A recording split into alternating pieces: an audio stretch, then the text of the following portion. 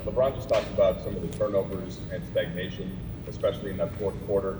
Wondered what you saw from how Houston was playing you specifically, and how you think a better way, or how you think you can best attack the way that they're trying to switch and the way they're playing you.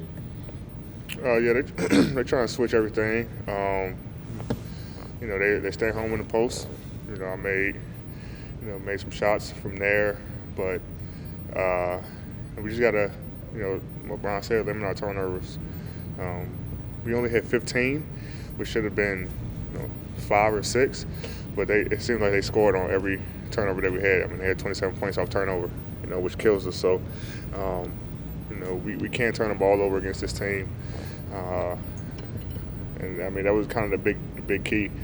We had some breakdowns defensively, but we kind of stopped running too. They'll make a shot, and we weren't getting the ball out as quickly as we used to, and wasn't pushing the pace. So we got to get back to that game too.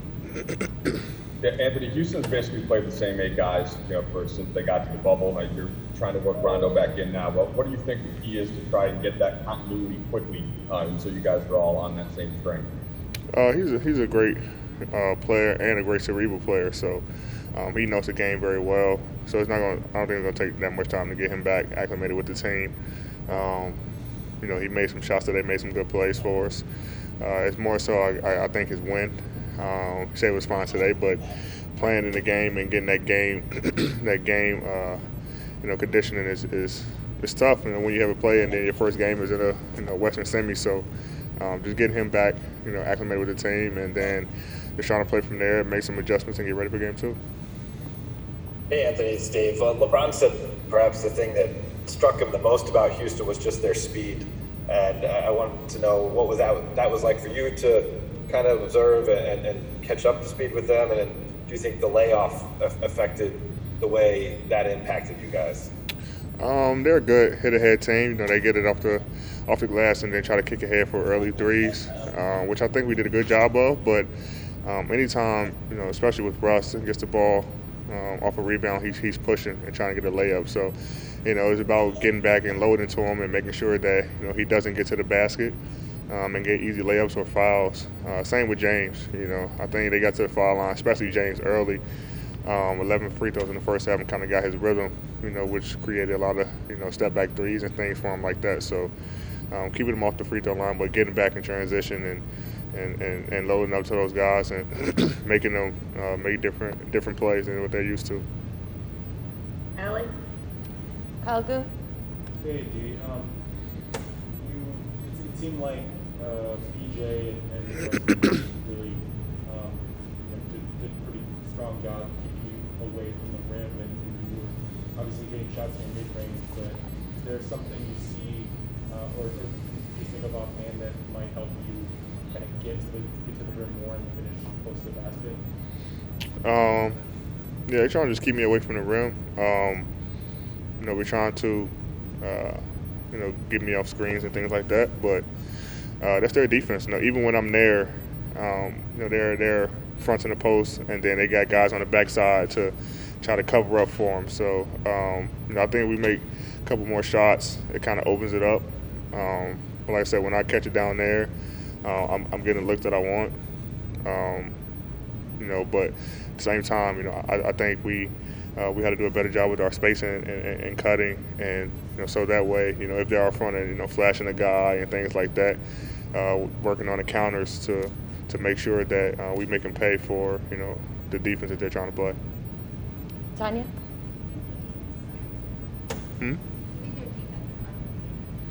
They're a good defensive team, especially since they've been here in the bubble. All their guys are like-sized, and they're able to switch everything, kind of how Golden State does. Switching everything and then just covering for each other. They're really good with their hands. So when you get to the paint, for a layup or whatever, they're real good at stripping the ball away and getting steals and deflections. So you got to be careful with going into the paint with the ball low, and also the passes we usually have over the top or lobs. They're real good at coming in and getting their hands on them and deflecting those. So. Our passing has to be a lot better than it was tonight, but we make the right plays and we can make them pay. Last three on my end. Let's go Michael Duarte.